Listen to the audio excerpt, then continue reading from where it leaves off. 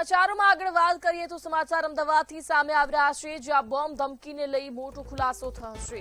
અમદાવાદમાં બોમ્બ ધમકી મામલે ચોંકાવનારો ખુલાસો થયો, જ્યારે સ્પોર્ટ્સ ક્લબ પર ધમકી મામલે ખુલાસો સામે આવ્યો, જ્યારે ધમકી પાછળ સુરત વેપારીના દીકરાનું કારસ્તાન સામે આવ્યું।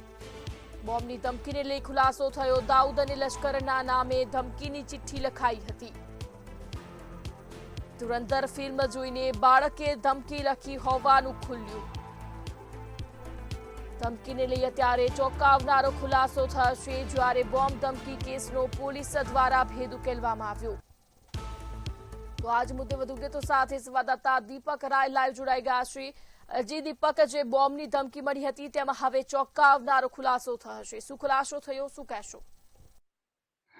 બિલકુલ જય સાહેબ, એ જ જોઈને અમદાવાદથી જે ક્લબ ને બંધ તોડાઈ દેવાની ધમકી મળી છે તેમાં એક મોટો ખુલાસો સામે આવ્યો છે। ખાસ કરીને સુરત શહેરને એક કપડા વેપારીને 12 વર્ષનો દીકરો છે, જે ધુરંધર પિક્ચર જોઈને માત્ર કાગળ ઉપર લખીને ચિઠ્ઠી લખી દેવામાં આવે। ખાસ કરીને વાત કરીએ, જે પરિવાર છે જોબમાં લખી કર્યા બાદ જે હાઉસ કીપિંગ ને સ્ટાફ છે જેને ચિઠ્ઠી મળ્યું હતું, અને ત્યારબાદ આખો મામલા છે એને પોલીસ ઉપર પહોંચ્યું હતું, અને પોલીસ છે સીસીટીવી ના આધારે આ ભેદ ઉકેલ્યો છે કે જે છોકરો છે એ 12 વર્ષનો છે, એ ચિઠ્ઠી લખ્યું છે। ખાસ કરીને વાત કરીએ, જે છોકરો છે એમને કબૂલ્યું છે કે ધુરંધર પિક્ચર જોઈને જે એમને આ એક રોષ જાગી ગયો હતો ને ચિઠ્ઠી લખ્યું હતું, એ કબૂલ્યું પણ છે। ખાસ કરીને હાલ તો એ કપડા વેપારીને છોકરા છે એને બીજી કેવી રીતે લખ્યું અને કોને પ્રોત્સાહન લખ્યું એ બધું પોલીસ તપાસ કરી રહી છે।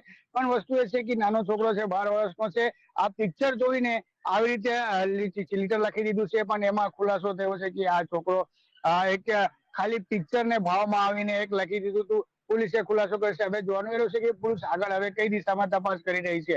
જી।